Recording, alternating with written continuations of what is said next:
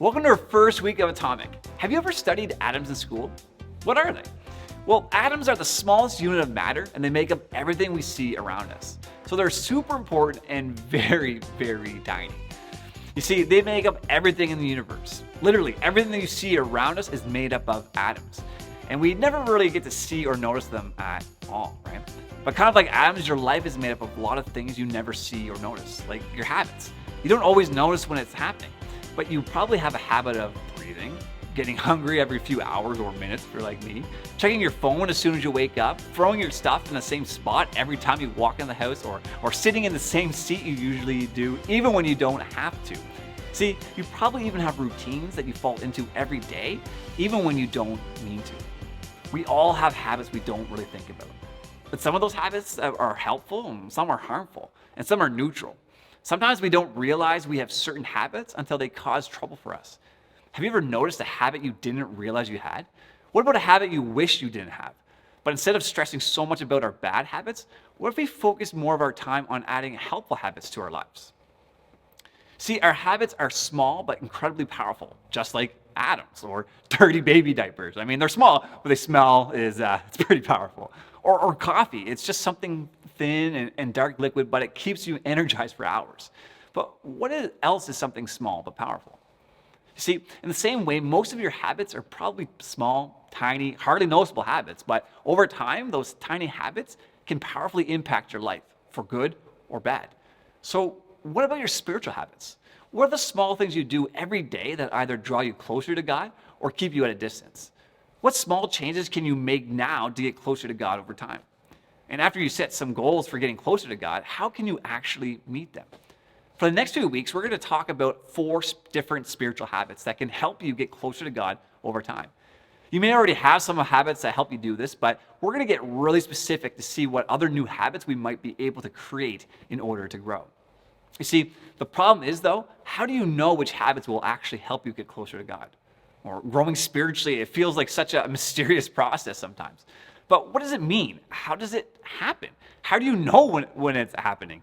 To help us answer those questions, let me share with you a story written by a man named Matthew. He was one of Jesus' first followers. And not only was Matthew one of Jesus' first followers, he was a historian. He wanted people for generations to remember what God had done.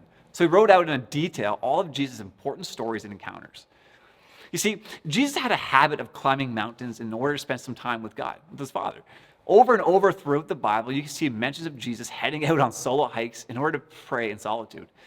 But this time, he invited a few friends, and then something incredible happened. In the book of Matthew 17, 1-8, it says this: After 6 days, Jesus took with him Peter, James, and John, the brother of James, and led them up a high mountain by themselves. There, he was transfigured before them. His face shone like the sun, and his clothes became as white as the light.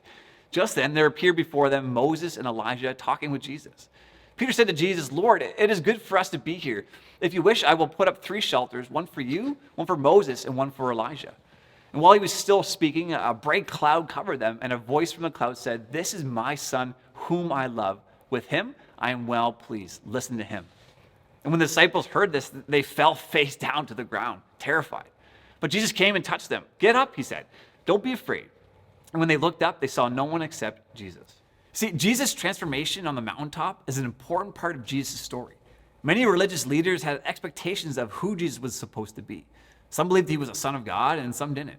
Even his followers struggled to believe who he was. And Peter was one of Jesus' closest disciples, but he still questioned if Jesus really was God. But when Jesus' form changed right before his eyes, Peter's understanding of who Jesus was shifted too.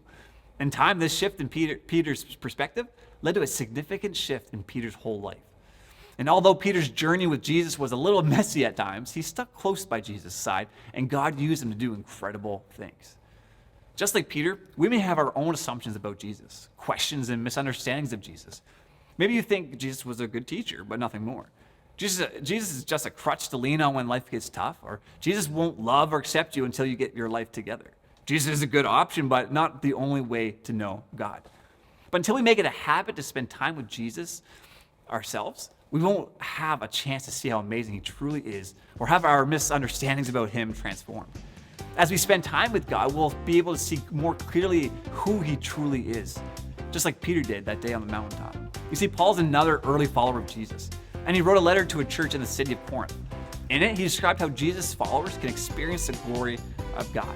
See, it's not just Jesus who transformed. We can be transformed too, to be more like Jesus over time. That happens by the power of God's Spirit and our commitment to change our habits. When we make it a habit to spend time with God and turn away from the things that displeases God, we discover God's transforming power. Better understand how great how God really is, experience God for ourselves, our change from the inside out. See, when we spend time with God, we become more like Jesus. We are transformed to reflect more of God's nature and character. So as we build habits that shape who we are, let's make it a habit to spend time with God.